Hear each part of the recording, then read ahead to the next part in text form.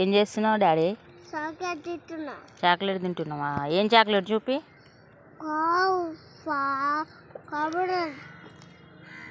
ఏది చూపించు.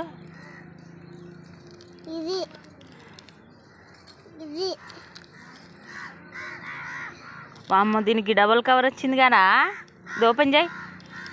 ఓ double cover వచ్చిందిగా, ఓపెన్ చేయి.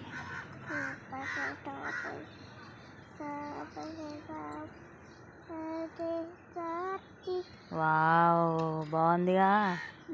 మెల్లగా తీ, మెల్లగా మెల్లగా, అట్లా కాదు మెల్లగా. నేను తీయనా? నేను తీస్తే కవర్ మొత్తం తీసి తినాలి నాన్న.